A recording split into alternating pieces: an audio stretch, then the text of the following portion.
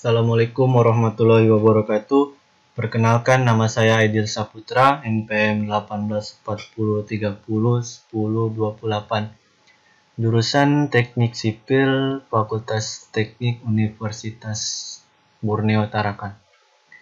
Di sini saya akan melakukan presentasi di mana untuk menyelesaikan salah satu tugas saya, mata kuliah hidrolika, dan presentasi yang akan saya bawakan materinya ada di bab 5 tentang model dan analisis dimensi di bab 5 di buku hidrolika, di mana di sini saya lebih rincikan di poin 5.5 yaitu studi model. Ya, kita lanjut. Prototip. Apa itu prototip?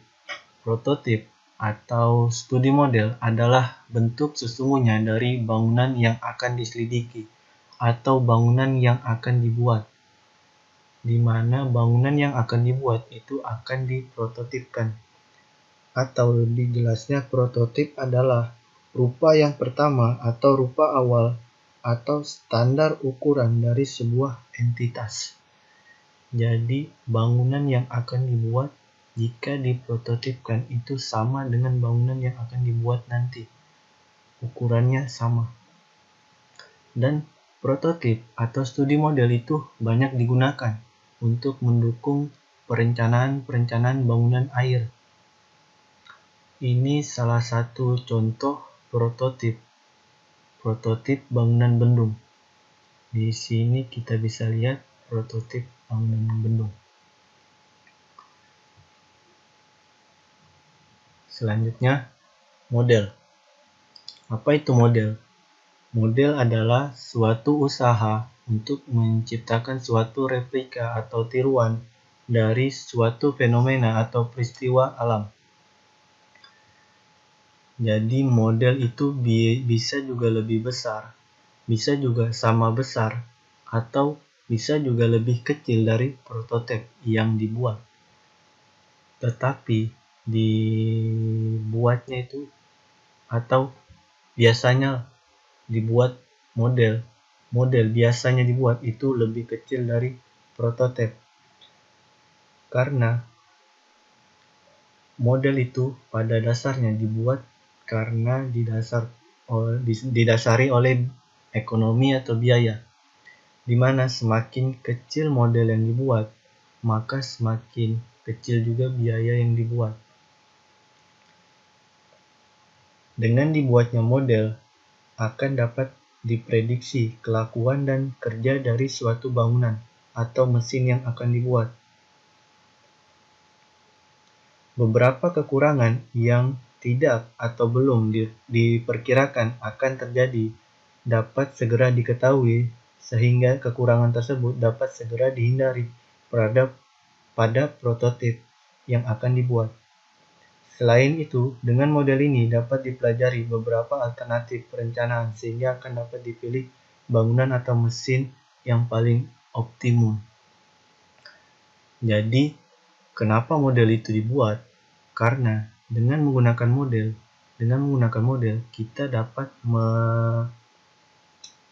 dapat meselidiki, kita dapat menghindari masalah-masalah pada prototip. Sehingga jika ingin membuat prototip, maka lebih baiknya itu adalah membuat modelnya dulu. Dan biasanya model yang dibuat itu lebih kecil. Kenapa lebih kecil? Karena pada dasarnya model dibuat itu karena dilihat dari ekonominya atau biayanya. Dan dengan permodelan yang lebih kecil, maka kita bisa juga merencanakan yang lebih baik dan lebih teliti. Ya, ini contoh gambarannya ya. Di sini sudah jelas di prototip dan model, di mana prototip itu adalah ukuran asli yang akan dibuat pada bangunan, entah itu bangunan air atau bangunan apa, dan dibuatlah model untuk memprediksi apa-apa saja yang akan bisa saja terjadi pada prototip, maka model itu dibuat. Ya itulah. Ini studi keserupaannya. Selanjutnya, kenapa kita membuat model? Nah, tentu saja ada tujuannya. Di sini ada tujuannya. Tujuan untuk membuat model. Yang pertama, untuk meramalkan kemungkinan yang akan terjadi setelah bangunan yang dibuat.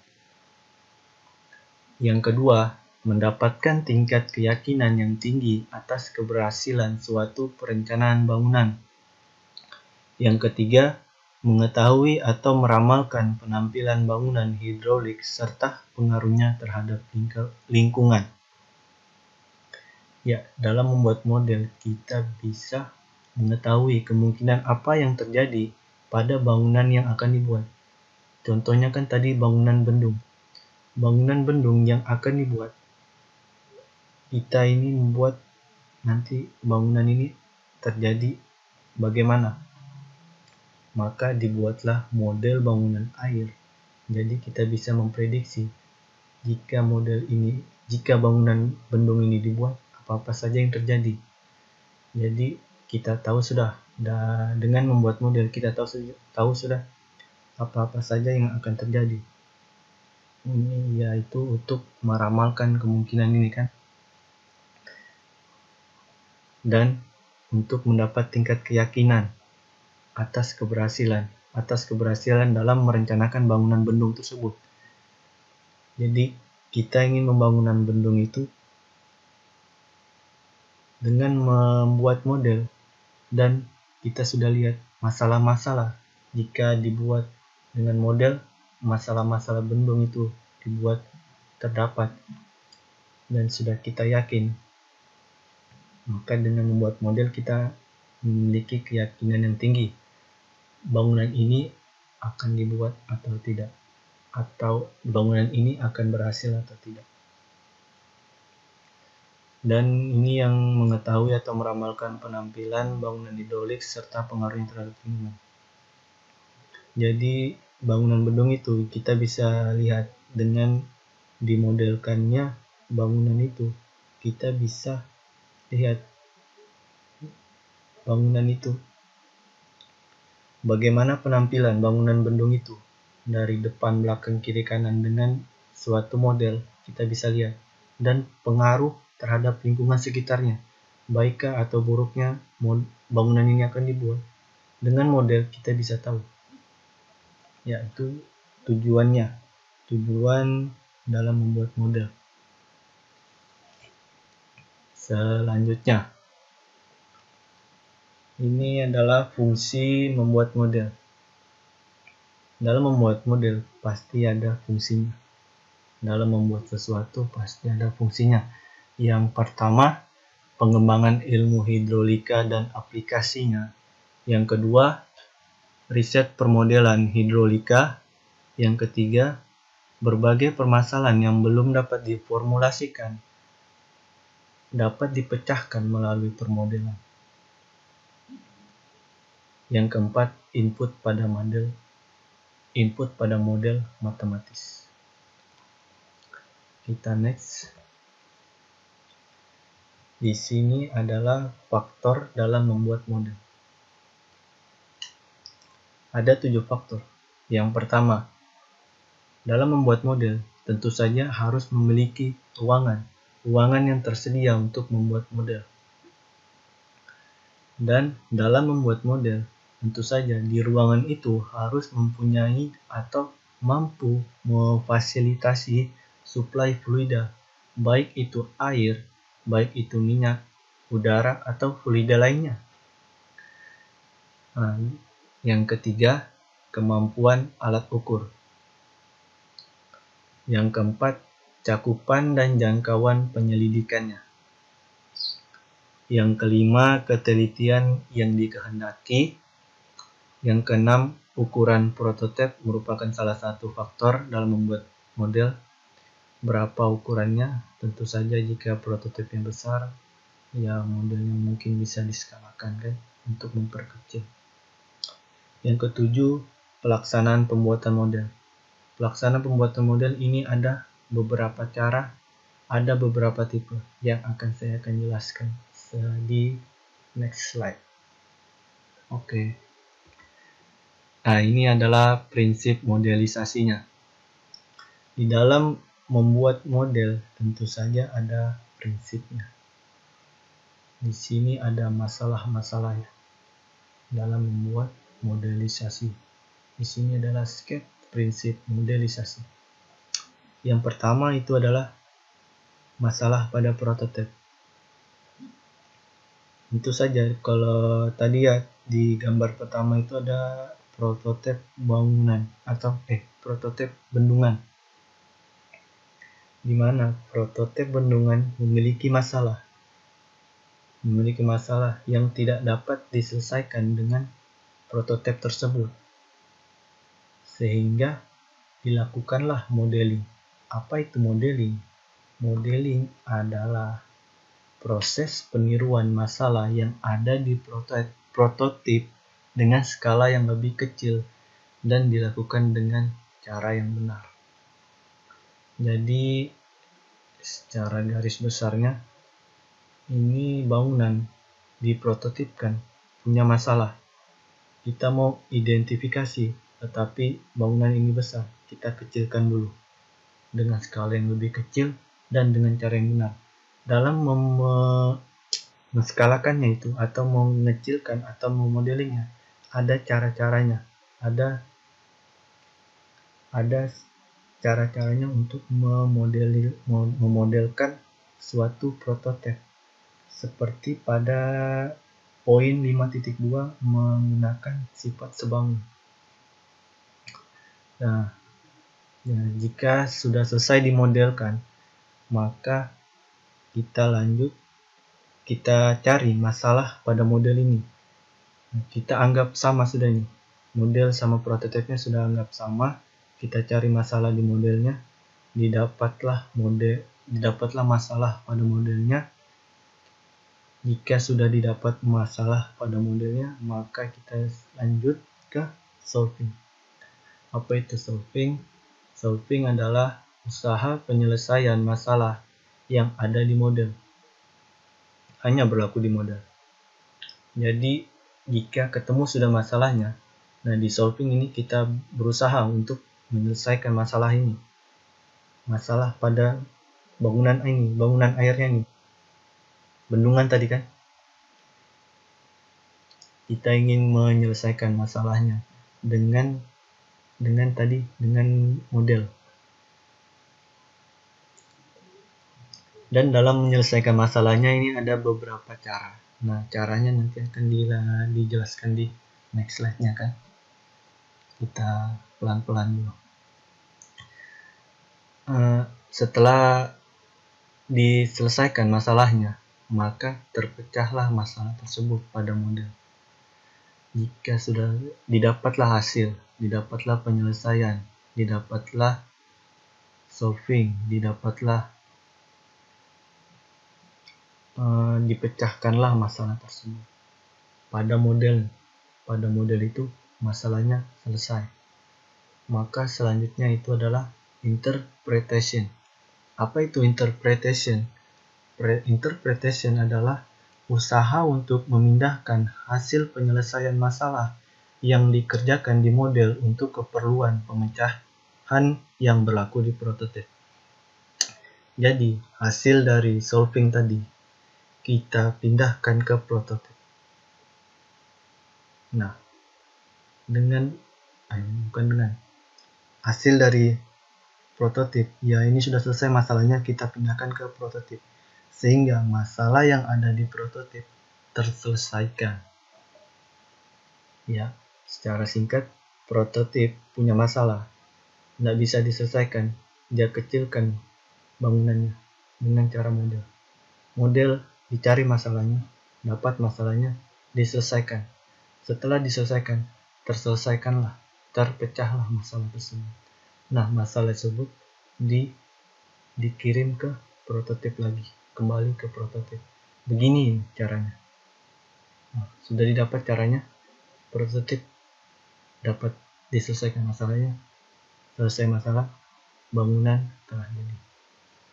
Mungkin seperti itu. Kalau ada yang salah mungkin bisa dikoreksi. Kita lanjut. Setelah model dibuat, tentu saja tidak langsung dibuat, dicek dulu. Ya, di sini slide-nya ini pengecekan model. Kita baca ya. Agar pada proses pembuatan model tersebut terdapat kesaksamaan yang tinggi, maka perlu adanya 2 tahap pengecekan model. Agar pada proses pembuatan model tersebut terdapat kesaksamaan yang tinggi, maka perlu adanya 2 tahap pengecekan model. Yang pertama itu kalibrasi. Apa itu kalibrasi? Kalibrasi adalah pengaturan model agar data yang ada di prototip sesuai dengan yang ada di model. Jadi, model ini mau dibuat. Setelah dibuat, dicek dulu. Betul nggak ini datanya?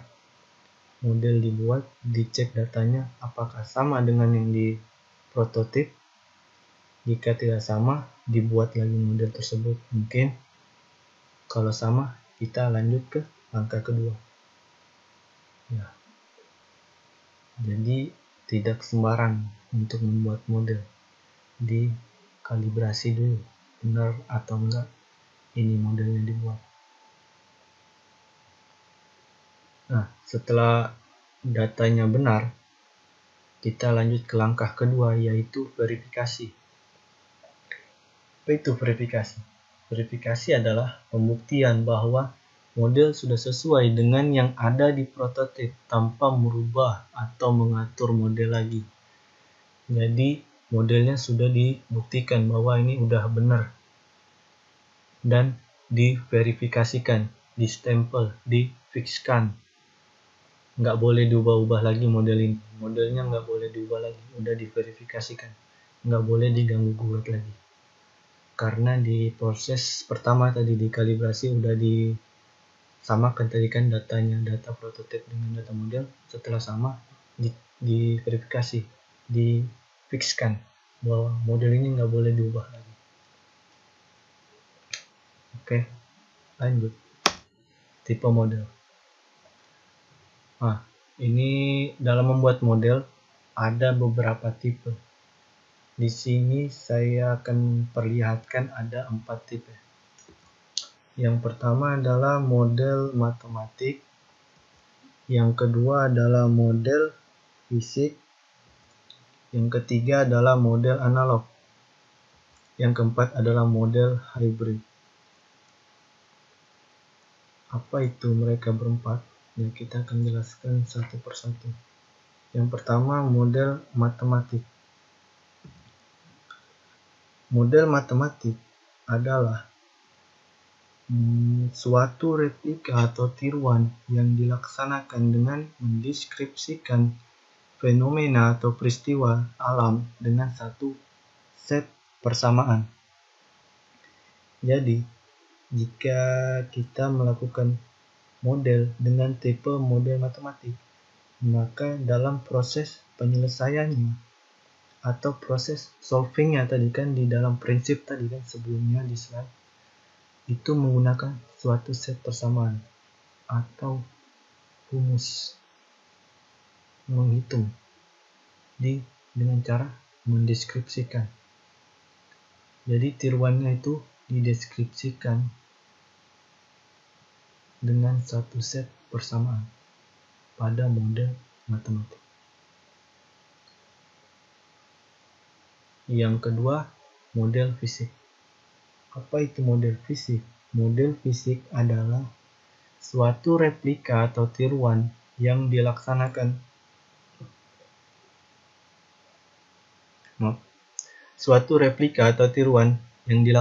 dengan menirukan domain atau ruang atau daerah di mana fenomena atau peristiwa alam itu terjadi.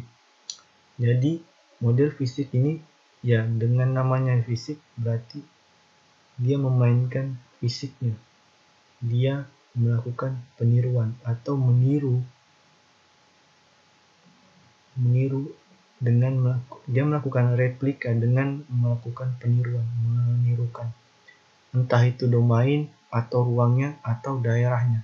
Entah itu jaraknya, entah itu luasnya, entah itu volumenya ditirukan dengan cara memainkan dimensinya.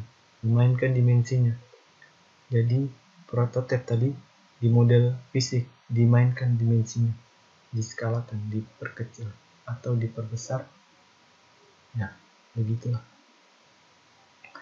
Ya, selanjutnya pada model tipe selanjutnya, model analog adalah model replika atau tiruan yang dilaksanakan dengan menganalogikan fenomena atau peristiwa alam dengan fenomena atau peristiwa alam yang lain untuk kemudian dibuat model fisiknya. Jadi pada model analog ini kita menganalogikan. Jadi kan di sini ada masalah pada suatu bangunan. Nah, masalahnya ini besar. Nah, kita ingin menyelesaikan masalah itu dengan melakukan model. Nah, salah satu dia gunakan model itu tipe model analog. Nah, model analog ini dia menganalogikan bangunan itu. Bangunan yang mempunyai masalah tersebut dianalogikan sebuah bangunan lainnya lagi, atau alam kan tadi. Alam atau bangunan lain. Jadi bangunan besar dianalogikan dengan bangunan kecil. Ya, ini ada contohnya. Contohnya itu adalah peristiwa aliran air tanah di bawah bendung ditirukan dengan model analogi yang menggunakan arus listrik. Jadi ini ada aliran air tanah di bawah bendung. Jadi ada masalah di aliran air tanah di bawah bendung. Ini diselesaikan dengan tipe model analog dengan menganalogikan aliran air tanah itu dengan arus listrik. Arus listrik kan kecil kan modelnya. Jadi dihitunglah arus listriknya berapa, maka bisa saja kita menemukan masalah pada aliran air tanah tersebut. Yaitu adalah contoh model analog, menganalogikan dari bangunan awal dengan bangunan lainnya atau bangunan satu dengan bangunan lainnya, dianalogikan. Bangunan besar dengan bangunan kecil. Yang terakhir, model hybrid adalah model replika atau tiruan yang dilaksanakan dengan mencampur antara model matematik atau matematis dan model fisis atau model fisik. Atau sebaliknya, model fisik digabung dengan model matematik digabung dengan model fisik. Model hybrid ini adalah model pencampuran. Model ini digunakan untuk masalah-masalah yang sangat rumit dan atau menyangkut masalah dana pembangunan yang sangat besar dan atau menyangkut masalah sosial yang luas. Dengan diadakan model gabungan ini diharapkan hasilnya akan memberikan kepastian yang lebih. Karena dia menggabungkan nih kan, dua model digabungkan. Ya tentu saja memberikan kepastian yang lebih. Kadang-kadang dalam pelaksanaan model fisis juga memerlukan model matematis, kadang juga model fisis memerlukan model matematik. Contoh model hybrid adalah alat pembangkit gelombang tidak teratur, memerlukan program matematik untuk mengatur gerak piston agar supaya gelombang yang dibangkitkan sesuai dengan yang diharapkan. Contohnya lagi adalah alat pengatur debit aliran tidak permanen, memerlukan program matematik untuk mengatur gerak bukaan pintu air agar supaya debit aliran bisa diatur sebagai fungsi waktu. Jadi hybrid ini saling membutuhkan ya, model matematik, model fisik.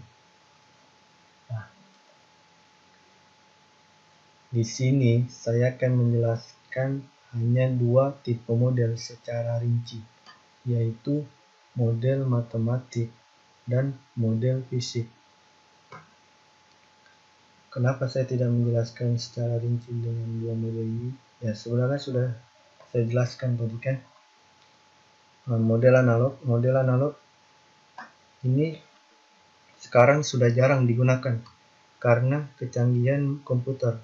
Karena kemajuan teknologi saat ini, maka model analogi biasanya dapat digantikan dengan model matematika numeris. Jadi model analogi ini bisa digantikan dengan model matematika numeris, bisa diganti. Jadi model analog sangat jarang digunakan. Sedangkan model hybrid ini adalah gabungan antara model matematika dan model fisik. Jadi kita jelaskan saja yang ini model matematik dan model fisik. Jadi untuk model analog dan model hybridnya kita lepas dulu. Kita lebih rincikan tentang model matematik dan model fisik. Dan di buku juga menjelaskan tipe model itu ada dua, model matematik dan model fisik. Ya, yang pertama model matematik. Seperti yang saya jelaskan sebelumnya, model matematik adalah suatu replika atau tiruan yang dilaksanakan dengan mendeskripsikan fenomena atau peristiwa alam dengan satu set persamaan. Jadi, pada model matematik, kita menyelesaikannya dengan satu set persamaan. Kecocokan model terhadap fenomena atau peristiwa. Kecocokan model terhadap prototip atau ini bisa juga diubah dengan prototip tergantung dari ketepatan formulasi persamaan matematis dalam mendeskripsikan fenomena atau peristiwa alam yang ditirukan. Ya, ini fenomena peristiwa alam itu bisa kita anggap prototip. Jadi cocok atau tidaknya prototip tergantung pada ketepatan formula, ketepatan rumus, ketepatan persamaan. Persamaannya ini tepat atau tidak, hasilnya itu atau kecocokan model terhadap prototip ini tergantung pada ini. Ya, ini adalah contoh model matematik. Ini ada pertama model kecepatan aliran saluran terbuka, model angkutan limbah, model penelusuran waduk, model aliran tak tunak atau unsteady flow pada saluran terbuka, dan lain-lain. Nah, kita udah dapat rumus di sini, udah dapat persamaan, udah dapat cara untuk menyelesaikan masalah pada fenomena peristiwa alam atau prototip tersebut. Maka untuk rumus tersebut bisa kita tentu saja digunakan untuk mengetahui cara kerja model, maka kita harus menghitung persamaan-persamaan pembentuk model tersebut. Jadi formulasi ini kita hitung. Nah, dalam perhitungannya atau dalam proses hitungannya tentu kita akan dapat suatu penyelesaian. Nah, di dalam model matematik ada dua penyelesaian. Yang pertama adalah penyelesaian analitis dan penyelesaian numeris. Penyelesaian analitis dan penyelesaian numeris. Apa itu analitis? Apa itu numeris? Di slide selanjutnya. Ya, ada. Penyelesaian analitis adalah penyelesaian dari suatu model matematis yang didapat dari manipulasi aljabar terdapat persamaan dasar, sehingga didapat suatu penyelesaian yang berlaku untuk setiap titik dalam domain yang menjadi perhatian. Dan penyelesaian analitis ini bersifat menerus untuk seluruh domain. Apa itu? Maksudnya mungkin dalam melakukan penyelesaian analitis ini, hasil yang didapat itu bisa kita lakukan pada setiap titik, menerusnya. Titik 1 kita bisa selesaikan dengan analitis, titik 2 kita bisa selesaikan dengan analitis, titik 3 bisa kita selesaikan dengan analitis, selanjutnya seterusnya menerus. Hasil-hasilnya bisa dilakukan dengan penyelesaian analitis dengan cara aljabar persamaan setiap titik. Nah, yang kedua itu penyelesaian numeris. Apa itu penyelesaian numeris? Adalah penyelesaian akhir yang paling diharapkan. Tetapi banyak problem di lapangan yang tidak didapat penyelesaian numerisnya karena kompleksnya permasalahan yang dihadapi. Jadi numeris ini salah satu penyelesaian yang sangat diharapkan. Jika kita dapat penyelesaian numeris ini, ya setidaknya sudah bisa menyelesaikan masalahnya. Tetapi karena banyaknya problem di lapangan, kompleksnya problem, jadi ada beberapa masalah yang tidak bisa diselesaikan dengan penyelesaian numeris. Dan penyelesaian numeris ini bersifat diskrit, bukan kontinu seperti penyelesaian analitis. Diskrit artinya itu bersifat bilangannya atau datanya itu bernilai sendiri.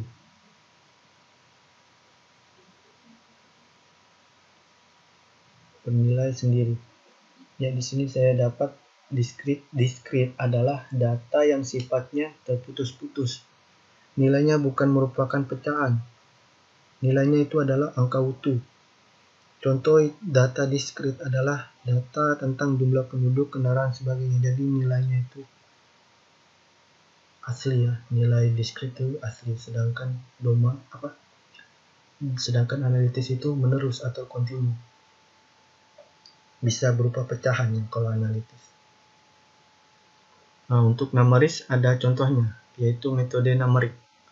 Nah, metode numerik umumnya digunakan adalah metode beda hingga, metode elemen hingga, metode elemen batas. Metode elemen hingga, metode elemen batas, metode volume hingga, dan lain sebagainya. Selanjutnya, model fisik. Sebelumnya model fisik adalah apa? Model fisik apa tadi? Nah, ini dia. Model fisik adalah suatu replika atau tiruan yang dilaksanakan dengan menirukan domain, ruang, daerah di mana fenomena peristiwa alam itu terjadi. Jadi model fisik tadi sebelumnya saya jelaskan itu tentang fisiknya, tentang kita mainkan dimensinya pada bangunan tersebut. Tiruan domain ini dapat lebih besar atau lebih kecil dibandingkan dengan domain aslinya di lapangan atau alam. Tiruan panjang atau lebar atau tinggi dapat lebih besar atau lebih kecil dibandingkan dengan panjang, lebar, atau tinggi aslinya di prototipe. Ya, itu secara gamblangnya. Kecocokan dari model ini tergantung dari seberapa mungkin keseimbangan geometris, kinematis, dan dinamis. Kecocokan dari model ini tergantung geometris, kinematis, dan dinamis. Ini pada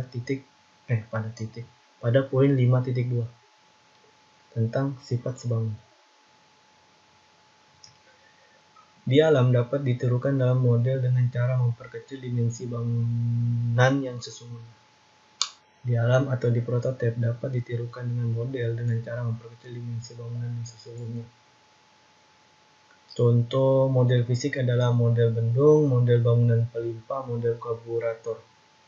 Model fisik juga diklasifikasikan ada dua, bercabang lagi, model tak distorsi dan model distorsi. Model tak distorsi dan model distorsi. Apa itu model tak distorsi? Apa itu model distorsi?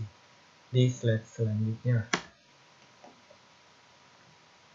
Model tak distorsi adalah model di mana bentuk geometri antara model dan prototipe adalah sama. Bentuknya sama, tetapi ukurannya berbeda atau diskalakan. Skalanya tertentu. Bentuknya sama, segitiga misalnya, tetapi ukurannya beda, diskalakan. Tentu saja modelnya lebih kecil. Maka dari itu, model tak distorsi ini relatif mudah, dan hasil-hasil yang diperoleh dari model tersebut dapat dengan mudah ditransfer pada prototip. Jadi, model tak distorsi ini sangat mudah. Kita hanya memperkecil model tersebut, dan hasil dari penyelesaian dalam model ini, kita sangat mudah untuk mentransfernya ke prototip atau memberikannya ke prototip. Hasil di model ini bisa kita langsung berikan ke prototip.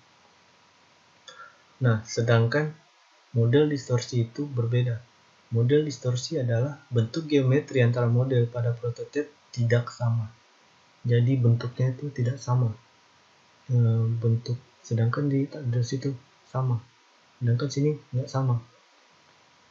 Model juga dilakukan mempunyai dimensi horizontal jauh lebih besar dari dimensi vertikalnya. Jadi skala horizontal dan vertikalnya itu jauh lebih besar. Contohnya itu sungai, pelabuhan, dan sebagainya. Ya, kita bisa bayangkan kan sungai itu panjangnya berapa. Jika kita kita modelkan horizontalnya dan vertikalnya itu sama, tentu saja tidak bisa kan. Maka itu bentuknya itu tidak sama. Dan skala horizontal dan vertikal model dibuat tidak sama, yaitu skala horizontal lebih kecil dari skala vertikal. Kenapa dia lebih kecil? Karena ini contohnya sungai kan. Sungai kan ini besar nih horizontalnya, jadi maka diskalakan lebih kecil. Kalau vertikalnya juga ikut-ikutan diskalakan lebih kecil, maka itu tidak bisa terjadi. Jadi maka daripada itu berbeda untuk penskalaannya. Jadi ribet kan ya. Maka itu disebutlah studi model distorsi ini relatif lebih sulit. Dan hasil yang diperoleh pada model tidak mudah untuk transfer ke kondisi prototip. Jadi hasil pada model distorsi ini tidak mudah, bukan tidak bisa ya, tidak mudah untuk diberikan ke prototip. Lebih baik mana? Lebih baik tak distorsi, tapi tergantung bangunan yang akan dibuat. Jika bangunannya dibuat di sungai, maka kita menggunakan model distorsi. Ya, sekian dan terima kasih untuk presentasi saya. Kurang lebihnya mohon maaf. Wassalamualaikum warahmatullahi wabarakatuh.